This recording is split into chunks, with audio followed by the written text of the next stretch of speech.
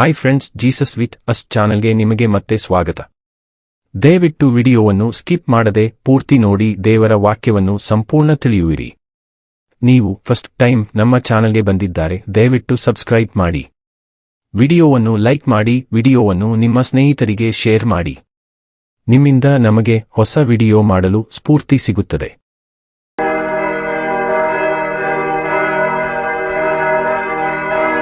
ಅರಣ್ಯಕಾಂಡ ಅಧ್ಯಾಯ 17.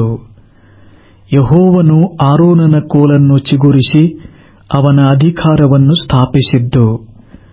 ಯೆಹೋವನು ಮೋಶೆಗೆ ಹೇಳಿದ್ದೇನೆಂದರೆ, ನೀನು ಇಸ್ರಾಯೇಲ್ಯರ ಸಂಗಡ ಮಾತಾಡಿ ಹೀಗೆ ಮಾಡಬೇಕು. ಒಂದೊಂದು ಕುಲದ ಅಧಿಪತಿಯಿಂದ ಒಂದೊಂದು ಕೋಲಿನ ಮೇರೆಗೆ 12 ಕೋಲುಗಳನ್ನು ತೆಗೆದುಕೊಳ್ಳಬೇಕು.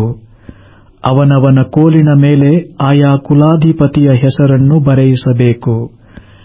ಲೇವಿ ಕುಲಕ್ಕೂ ಒಂದು ಕೋಲು ಇರುವುದರಿಂದ ಅದರ ಮೇಲೆ ಆರೋನನ ಹೆಸರನ್ನು ಬರೆಯಿಸಬೇಕು. ನೀನು ಆ ಕೋಲುಗಳನ್ನು ದೇವದರ್ಶನದ ಗುಡಾರದಲ್ಲಿ ಆಜ್ಞಾಶಾಸನಗಳ ಮುಂದೆ ನಾನು ನಿಮಗೆ ದರ್ಶನ ಕೊಡುವ ಸ್ಥಳದಲ್ಲಿ ಇಡಬೇಕು. ನಾನು ಯಾರನ್ನು ಮೆಚ್ಚಿದ್ದೇನೋ ಅವನ ಕೋಲು ಚಿಗುರುವುದು. ಇಸ್ರಾಯೇಲ್ಯರು ನಿಮ್ಮಿಬ್ಬರ ವಿರೋಧವಾಗಿ ಮಾಡುವ ಗುನುಗುಟ್ಟುವಿಕೆಯು ನನಗೆ ಇನ್ನು ಕೇಳಿಸದಂತೆ ಹೀಗೆ ನಿಲ್ಲಿಸಿಬಿಡುತ್ತೇನೆ ಅಂದನು. ಅದಕ್ಕನುಸಾರವಾಗಿ ಮೋಶೆಯು ಇಸ್ರಾಯೇಲ್ಯರ ಸಂಗಡ ಮಾತಾಡಲಾಗಿ ಅವರ ಕುಲಾಧಿಪತಿಗಳೆಲ್ಲರೂ ಕುಲಕ್ಕೆ ಒಂದು ಕೋಲಿನ ಮೇರೆಗೆ 12 ಕೋಲುಗಳನ್ನು ಅವನ ಕೈಗೆ ಕೊಟ್ಟರು. ಅವುಗಳೊಡನೆ ಆರೋನನ ಕೋಲು ಇತ್ತು. ಮೋಶೆ ಆ ಕೋಲುಗಳನ್ನು ಆಜ್ಞಾಶಾಸನಗಳಿರುವ ಗುಡಾರದಲ್ಲಿ ಯೆಹೋವನ ಸನ್ನಿಧಿಯಲ್ಲಿ ಇಟ್ಟನು. ಮರುದಿನ ಮೋಶೆ ಗುಡಾರದಲ್ಲಿ ಹೋಗಿ ನೋಡಲಾಗಿ, ಆಹಾ, ಲೇವಿ ಕುಲಕ್ಕೋಸ್ಕರ ಆರೋನನು ಕೊಟ್ಟಿದ್ದ ಕೋಲು ಚಿಗುರಿ ಮೊಗ್ಗೆ ಬಿಟ್ಟು ಹೂವರಳಿ ಬಾದಾಮಿ ಹಣ್ಣುಗಳನ್ನು ಫಲಿಸಿತ್ತು. ಮೋಶೆ ಆ ಕೋಲುಗಳನ್ನೆಲ್ಲ ಯೆಹೋವನ ಸನ್ನಿಧಿಯಿಂದ ಇಸ್ರಾಯೇಲ್ಯರೆಲ್ಲರ ಬಳಿಗೆ ತಂದು ತೋರಿಸಿದನು. ಅವರು ನೋಡಿ ತಮ್ಮ ತಮ್ಮ ಕೋಲುಗಳನ್ನು ತೆಗೆದುಕೊಂಡರು. ತರುವಾಯ ಯೆಹೋವನು ಮೋಶೆಗೆ, ಆರೋನನ ಕೋಲನ್ನು ತಿರುಗಿ ಆಜ್ಞಾಶಾಸನಗಳ ಮುಂದೆ ಇಡಬೇಕು. ಅದು ತಿರುಗಿ ಬೀಳುವವರಿಗೆ ದೃಷ್ಟಾಂತವಾಗಿ ಅಲ್ಲೇ ಇರಬೇಕು. ಇವರು ಇನ್ನು ಮುಂದೆ ನನಗೆ ವಿರೋಧವಾಗಿ ಗುನುಗುಟ್ಟಿ ನಾಶವಾಗದಂತೆ ನೀನು ಹೀಗೆ ಮಾಡಬೇಕು ಎಂದು ಆಜ್ಞಾಪಿಸಿದನು. ಯೆಹೋವನ ಅಪ್ಪಣೆಯ ಪ್ರಕಾರವೇ ಮೋಶೆ ಮಾಡಿದನು. ಯಾಜಕರು, ಲೇವಿಯರು ದೇವದರ್ಶನದ ಗುಡಾರದ ವಿಷಯದಲ್ಲಿ ಜವಾಬ್ದಾರಿಗಳಾಗಿರಬೇಕೆಂದು ಯೆಹೋವನು ನೇಮಿಸಿ ಅವರಿಗೆ ಸಲ್ಲಬೇಕಾದ ಕಾಣಿಕೆಗಳನ್ನು ವಿವರಿಸಿದ್ದು. ಇಸ್ರಾಯೇಲ್ಯರು ಮೋಶೆಯ ಬಳಿಗೆ ಬಂದು ಅವನಿಗೆ, ನಾವು ಪ್ರಾಣ ಕಳಕೊಳ್ಳುವವರಾದೆವಲ್ಲ, ಇಲ್ಲದೆ ಹೋಗುತ್ತೇವೆ. ನಾವು ನಿಶ್ಶೇಷವಾಗಿ ಇಲ್ಲದೆ ಹೋಗುವ ಹಾಗೆ ಕಾಣುತ್ತದೆ. ಯೆಹೋವನ ಗುಡಾರದ ಹತ್ತಿರಕ್ಕೆ ಬರುವವರೆಲ್ಲರೂ ಸಾಯುತ್ತಾರಷ್ಟೇ. ನಾವೆಲ್ಲರೂ ಹಾಗೆಯೇ ಸಾಯಬೇಕೇನು ಎಂದು ಹೇಳಿದರು. ಅರಣ್ಯಕಾಂಡ ಅಧ್ಯಾಯ 18. ಆಗ ಯೆಹೋವನು ಆರೋನನಿಗೆ, ದೇವದರ್ಶನದ ಗುಡಾರದ ವಿಷಯದಲ್ಲಿ ಅಕ್ರಮವೇನಾದರೂ ನಡೆದರೆ ನೀನು, ನಿನ್ನ ಸಂತತಿಯವರೂ ನಿನ್ನ ಕುಲದವರೆಲ್ಲರೂ ಆ ದೋಷದ ಫಲವನ್ನು ಅನುಭವಿಸಬೇಕು. ಯಾಜಕತ್ವದ ವಿಷಯದಲ್ಲಿ ಅಕ್ರಮವೇನಾದರೂ ನಡೆದರೆ ನೀನು, ನಿನ್ನ ಸಂತತಿಯವರೂ ಮಾತ್ರವೇ ಆ ದೋಷದ ಫಲವನ್ನು ಅನುಭವಿಸಬೇಕು. ನಿನ್ನ ಕುಲದ ಮೂಲ ಪುರುಷನಾದ ಲೇವಿಯ ವಂಶದವರನ್ನು ನೀನು ಹತ್ತಿರಕ್ಕೆ ಕರೆದು ಜೊತೆಯಲ್ಲಿರಿಸಿಕೊಂಡು ನಿನ್ನ ಕೈಕೆಳಗೆ ಸೇವೆ ಮಾಡಿಸಬೇಕು. ಆದರೆ ಆಜ್ಞಾಶಾಸನಗಳಿರುವ ಗುಡಾರದ ಮುಂದೆ ನೀನು, ನಿನ್ನ ಮಕ್ಕಳು ಮಾತ್ರ ಸೇವೆ ಮಾಡಬೇಕು. ಲೇವಿಯರು ನಿನ್ನ ಅಪ್ಪಣೆಯ ಮೇರೆಗೆ ನಡೆದು ಗುಡಾರವನ್ನೆಲ್ಲ ಕಾಯಬೇಕು. ಆದರೆ ಪವಿತ್ರ ಸ್ಥಾನದ ಸಾಮಾನಿನ ಹತ್ತಿರವಾಗಲಿ ಯಜ್ಞವೇದಿಯ ಹತ್ತಿರವಾಗಲಿ ಅವರು ಬರಕೂಡದು. ಬಂದರೆ ಅವನು ಸಾಯುವುದು ಮಾತ್ರವಲ್ಲದೆ ನೀವೂ ಸತ್ತೀರಿ. ಅವರೇ ನಿನ್ನ ಜೊತೆಯಲ್ಲಿದ್ದು ದೇವದರ್ಶನದ ಗುಡಾರವನ್ನು ನೋಡಿಕೊಂಡು ಅದರ ಸಕಲ ಪರಿಚರ್ಯವನ್ನು ಮಾಡಬೇಕು. ಇತರ ಕುಲದವರು ನಿಮ್ಮ ಜೊತೆಯಲ್ಲಿರಕೂಡದು. ಇನ್ನು ಮುಂದೆ ಇಸ್ರಾಯೇಲ್ಯರ ಮೇಲೆ ದೇವರ ಕೋಪವುಂಟಾಗದಂತೆ ನೀವೇ ದೇವಸ್ಥಾನದ ಸಾಮಾನನ್ನು ಯಜ್ಞವೇದಿಯನ್ನು ನೋಡಿಕೊಳ್ಳಬೇಕು. ಇಗೋ, ನಾನು ಇಸ್ರಾಯೇಲ್ಯರೊಳಗಿಂದ ನಿನ್ನ ಕುಲದವರಾದ ಲೇವಿಯರನ್ನು ತೆಗೆದುಕೊಂಡಿದ್ದೇನೆ. ಅವರು ಯೆಹೋವನಿಗೆ ಸಮರ್ಪಿಸಲ್ಪಟ್ಟ ಕಾಣಿಕೆಯಂತೆ ನಿನ್ನ ವಶದಲ್ಲಿಯೇ ಇದ್ದಾರೆ. ಅವರೇ ದೇವದರ್ಶನದ ಗುಡಾರದ ಪರಿಚರ್ಯವನ್ನು ಮಾಡಬೇಕು. ನೀನು ನಿನ್ನ ಸಂತತಿಯವರು ಯಾಜಕೋದ್ಯೋಗವನ್ನು ಕೈಕೊಂಡವರಾಗಿ ಯಜ್ಞವೇದಿಯ ಮತ್ತು ತೆರೆಯೊಳಗಿನ ಕಾರ್ಯಗಳನ್ನು ನಡೆಸಬೇಕು. ಅವುಗಳ ಪರಿಚರ್ಯವನ್ನು ನೀವೇ ಮಾಡಬೇಕು. ನಾನು ಯಾಜಕತ್ವವನ್ನು ನಿಮಗೆ ಅನುಗ್ರಹಿಸಿದ್ದೇನೆ. ಇತರರು ಅದಕ್ಕೆ ಕೈ ಹಾಕಿದರೆ ಅವರಿಗೆ ಮರಣ ಶಿಕ್ಷೆಯಾಗಬೇಕು. ಯೆಹೋವನು ಆರೋನನಿಗೆ ಆಜ್ಞಾಪಿಸಿದ್ದೇನೆಂದರೆ, ಇಸ್ರಾಯೇಲ್ಯರು ನನಗೋಸ್ಕರ ಪ್ರತ್ಯೇಕಿಸಿ ಸಮರ್ಪಿಸುವ ಪದಾರ್ಥಗಳನ್ನೆಲ್ಲ, ಅಂದರೆ ದೇವರ ವಸ್ತುಗಳನ್ನೆಲ್ಲ ನಾನು ನಿನ್ನ ಮತ್ತು ನಿನ್ನ ಸಂತತಿಯವರ ಪಾಲಾಗುವುದಕ್ಕೆ ದಾನ ಮಾಡಿದ್ದೇನೆ. ಅವು ಸದಾಕಾಲವೂ ನಿಮಗೇ ಸಲ್ಲಬೇಕು. ಬೆಂಕಿಯಲ್ಲಿ ಹೋಮ ಮಾಡದೆ ಉಳಿಸಿರುವ ಮಹಾಪರಿಶುದ್ಧ ಪದಾರ್ಥಗಳೆಲ್ಲ, ಅಂದರೆ ಇಸ್ರಾಯೇಲ್ಯರು ನನಗೆ ಸಮರ್ಪಿಸುವ ಎಲ್ಲಾ ಧಾನ್ಯ ದ್ರವ್ಯ, ನೈವೇದ್ಯ ದ್ರವ್ಯ, ದೋಷ ಪರಿಹಾರಕ ಯಜ್ಞ, ಪ್ರಾಯಶ್ಚಿತ್ತ ಯಜ್ಞ ದ್ರವ್ಯ, ಇವುಗಳಲ್ಲಿ ಹೋಮಶೇಷವು ಮಹಾಪರಿಶುದ್ಧವಾದದರಿಂದ ನಿನಗೂ ನಿನ್ನ ಸಂತತಿಯವರಿಗೂ ಸಲ್ಲಬೇಕು. ನೀವು ಮಹಾಪರಿಶುದ್ಧವಾದ ಒಂದು ಸ್ಥಳದಲ್ಲಿ ಅವುಗಳನ್ನು ಊಟ ಮಾಡಬೇಕು. ನಿಮ್ಮಲ್ಲಿರುವ ಗಂಡಸರೆಲ್ಲರೂ ಅವುಗಳನ್ನು ತಿನ್ನಬಹುದು. ಅವು ಮಹಾಪರಿಶುದ್ಧವಾದವುಗಳೆಂದು ನೀವು ತಿಳಿದುಕೊಳ್ಳಬೇಕು. ಅದಲ್ಲದೆ ಇಸ್ರಾಯೇಲ್ಯರು ಮಾಡುವ ಸಮಾಧಾನ ಯಜ್ಞ ದ್ರವ್ಯಗಳಿಂದ ನನಗೋಸ್ಕರ ಪ್ರತ್ಯೇಕಿಸಿಕೊಡುವ ದ್ರವ್ಯಗಳು, ನೈವೇದ್ಯವಾಗಿ ನಿವಾಳಿಸುವ ದ್ರವ್ಯಗಳು ನಿಮಗೆ ಆಗಬೇಕು.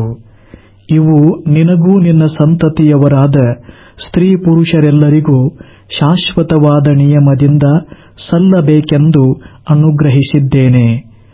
ಇವುಗಳನ್ನು ನಿಮ್ಮ ಮನೆಗಳಲ್ಲಿರುವ ಶುದ್ಧರಾದವರೆಲ್ಲರೂ ಊಟ ಮಾಡಬಹುದು.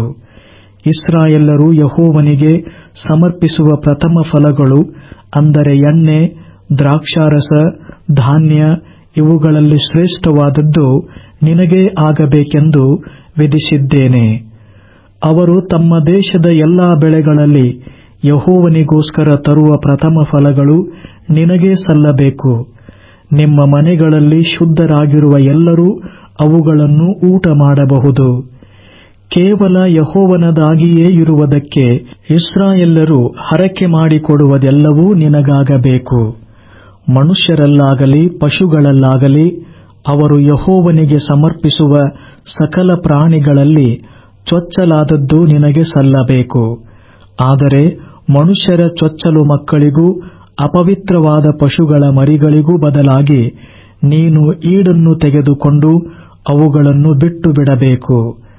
ಬಿಟ್ಟು ಬಿಡಬೇಕಾದ ಶಿಶುಗಳು 1 ತಿಂಗಳಿನ ಪ್ರಾಯಕ್ಕೆ ಬಂದಾಗಲೇ ನೀವು ಗೊತ್ತಾದ ಈಡನ್ನು, ಅಂದರೆ ದೇವರ ಸೇವೆಗೆ ನೇಮಕವಾದ 20 ಗೇರಾ ತೂಕದ ರೂಪಾಯಿಯ ಮೇರೆಗೆ 5 ರೂಪಾಯಿಯನ್ನು ತೆಗೆದುಕೊಂಡು ಅವುಗಳನ್ನು ಬಿಟ್ಟು ಬಿಡಬೇಕು.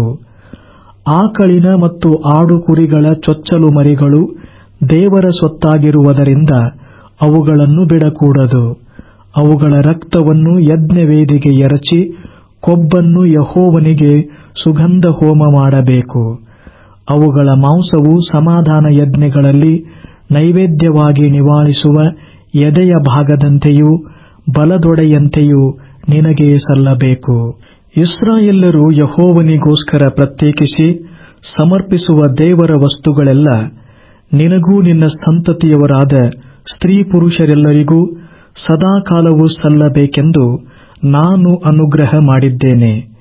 ಇದು ಯೆಹೋವನ ಸನ್ನಿಧಿಯಲ್ಲಿ ನಿನ್ನೊಡನೆಯೂ ನಿನ್ನ ಸಂತತಿಯೊಡನೆಯೂ ಮಾಡಲ್ಪಟ್ಟ ಶಾಶ್ವತವಾದ ಉಪ್ಪಿನ ಒಡಂಬಡಿಕೆ. ಇದಲ್ಲದೆ ಯೆಹೋವನು ಆರೋನನಿಗೆ ಹೇಳಿದ್ದೇನೆಂದರೆ, ಇಸ್ರಾಯೇಲ್ಯರ ದೇಶದಲ್ಲಿ ನಿನಗೆ ಸ್ವಂತಕ್ಕಾಗಿ ಭೂಸ್ಥಿತಿಯಾಗುವುದಿಲ್ಲ, ಅವರೊಂದಿಗೆ ನಿನಗೆ ಪಾಲು ಇರುವುದಿಲ್ಲ. ಇಸ್ರಾಯೇಲ್ಯರ ಮಧ್ಯದಲ್ಲಿ ನಾನೇ ನಿನಗೆ ಪಾಲಾಗಿಯೂ ಸ್ವಾಸ್ಥ್ಯವಾಗಿಯೂ ಇದ್ದೇನೆ. ಲೇವಿಯರು ದೇವದರ್ಶನದ ಗುಡಾರದ ಪರಿಚರ್ಯವನ್ನು ಮಾಡುವುದಕ್ಕಾಗಿ ಇಸ್ರಾಯೇಲ್ಯರಿಂದ ಸಕಲ ಪದಾರ್ಥಗಳ 10ನೆಯ ಪಾಲನ್ನು ಗೊತ್ತು ಮಾಡಿ ಕೊಟ್ಟಿದ್ದೇನೆ. ಇನ್ನು ಮುಂದೆ ಇಸ್ರಾಯೇಲ್ಯರು ದೇವದರ್ಶನದ ಗುಡಾರದ ಹತ್ತಿರಕ್ಕೆ ಬರಕೂಡದು. ಬಂದರೆ ಅವರು ಆ ದೋಷದಿಂದ ಸತ್ತು ಹೋದಾರು. ಲೇವಿಯರೇ ದೇವದರ್ಶನದ ಗುಡಾರದ ಪರಿಚರ್ಯವನ್ನು ಮಾಡಬೇಕು. ಅದರ ಸಂಬಂಧವಾಗಿ ಅವರು ಮಾಡುವ ಪಾಪದ ಫಲವನ್ನು ತಾವೇ ಅನುಭವಿಸಬೇಕು. ಇದು ನಿಮಗೂ ನಿಮ್ಮ ಸಂತತಿಯವರಿಗೂ ಶಾಶ್ವತ ನಿಯಮ. ಆದರೆ ಇಸ್ರಾಯೇಲ್ಯರ ಮಧ್ಯದಲ್ಲಿ ಲೇವಿಯರಿಗೆ ಸ್ವಂತವಾದ ಭೂಸ್ಥಿತಿಯುಂಟಾಗುವುದಿಲ್ಲ. ಇಸ್ರಾಯೇಲ್ಯರು ಪ್ರತ್ಯೇಕಿಸಿ ಯೆಹೋವನಿಗೆ ಸಮರ್ಪಿಸುವ 10ನೆಯ ಪಾಲನ್ನೇ ಲೇವಿಯರಿಗೆ ಸ್ವಾಸ್ಥ್ಯವಾಗಿ ಕೊಟ್ಟಿದ್ದೇನಲ್ಲ. ಇವರಿಗೆ ಇಸ್ರಾಯೇಲ್ಯರೊಂದಿಗೆ ಪಾಲು ದೊರೆಯುವುದಿಲ್ಲವೆಂದು ನಾನು ಹೇಳಿದ ಮಾತಿಗೆ ಇದೇ ಕಾರಣ. ಯೆಹೋವನು ಮೋಶೆಗೆ ಹೇಳಿದ್ದೇನೆಂದರೆ, ನೀನು ಲೇವಿಯರಿಗೆ ಹೀಗೆ ಆಜ್ಞಾಪಿಸಬೇಕು, ನಿಮ್ಮ ಸ್ವಂತಕ್ಕಾಗಿ ನಾನು ನೇಮಿಸಿರುವ 10ನೆಯ ಪಾಲನ್ನು ನೀವು ಇಸ್ರಾಯೇಲ್ಯರಿಂದ ತೆಗೆದುಕೊಳ್ಳುವಾಗ ಅದರಲ್ಲಿ 10ನೆಯ ಪಾಲನ್ನು ಪ್ರತ್ಯೇಕಿಸಿ ಯೆಹೋವನಿಗೆ ಸಮರ್ಪಿಸಬೇಕು. ನೀವು ಹೀಗೆ ಸಮರ್ಪಿಸಿದ 10ನೆಯ ಪಾಲು ಕಣಕದಲ್ಲಿನ ದವಸವನ್ನೂ ದ್ರಾಕ್ಷೆ ತೊಟ್ಟಿಯ ರಸವನ್ನೂ ಕೊಟ್ಟಂತೆ ನಿಮ್ಮ ಲೆಕ್ಕದಲ್ಲಿ ಎಣಿಸಲ್ಪಡುವುದು. ಇಸ್ರಾಯೇಲ್ಯರಿಂದ ನಿಮಗೆ ಸಲ್ಲುವ 10ನೆಯ ಪಾಲಿನಲ್ಲಿ ನೀವು ಯೆಹೋವನಿಗೋಸ್ಕರ 10ನೆಯ ಭಾಗವನ್ನು ಪ್ರತ್ಯೇಕಿಸಿ ಯಾಜಕನಾದ ಆರೋನನಿಗೆ ಒಪ್ಪಿಸಬೇಕು. ನಿಮಗೆ ಕೊಡಲ್ಪಡುವ ಸಕಲ ಪದಾರ್ಥಗಳಲ್ಲಿಯೂ ನೀವು ಉತ್ತಮ ಭಾಗವನ್ನೇ, ಅಂದರೆ ದೇವರ ವಸ್ತುವಾಗುವುದಕ್ಕೆ ಯೋಗ್ಯ ಭಾಗವನ್ನೇ ಯೆಹೋವನಿಗೋಸ್ಕರ ಪ್ರತ್ಯೇಕಿಸಿ ಸಮರ್ಪಿಸಬೇಕು. ಮತ್ತು ನೀನು ಲೇವಿಯರಿಗೆ ಹೀಗೆ ಹೇಳಬೇಕು, ನಿಮ್ಮಲ್ಲಿ ದೊರಕಿದ್ದರಲ್ಲಿ ನೀವು ಉತ್ತಮವಾದದ್ದನ್ನೇ ಪ್ರತ್ಯೇಕಿಸಿ ಸಮರ್ಪಿಸಿದ ಮೇಲೆ ಮಿಕ್ಕದ್ದನ್ನು ಕಣದಲ್ಲಿನ ದವಸದ ಹಾಗೂ ದ್ರಾಕ್ಷೆಯ ತೊಟ್ಟಿಯ ರಸದ ಹಾಗೂ ಭಾವಿಸಿ ಉಪಯೋಗಿಸಿಕೊಳ್ಳಬಹುದು. ನೀವು ನಿಮ್ಮ ಮನೆಗಳವರೂ ಅದನ್ನು ಯಾವ ಸ್ಥಳದಲ್ಲಿಯಾದರೂ ಊಟ ಮಾಡಬಹುದು. ನೀವು ದೇವದರ್ಶನದ ಗುಡಾರದ ಪರಿಚರ್ಯವನ್ನು ಮಾಡಿದ್ದಕ್ಕೆ ಅದು ನಿಮಗೆ ಪ್ರತಿಫಲ. ಅದರಲ್ಲಿ ಉತ್ತಮ ಭಾಗವನ್ನು ಯೆಹೋವನಿಗೋಸ್ಕರ ಪ್ರತ್ಯೇಕಿಸಿದ ನಂತರ ನೀವು ಮಿಕ್ಕದರ ವಿಷಯದಲ್ಲಿ ಯಾವ ದೋಷಕ್ಕೂ ಗುರಿಯಾಗುವುದಿಲ್ಲ. ಇಸ್ರಾಯೇಲ್ಯರು ಸಮರ್ಪಿಸುವ ದೇವರ ವಸ್ತುಗಳನ್ನು ಸಾಧಾರಣವೆಂದೆಣಿಸಿ ಸಾಯಬೇಡಿರಿ ಎಂಬುದೇ.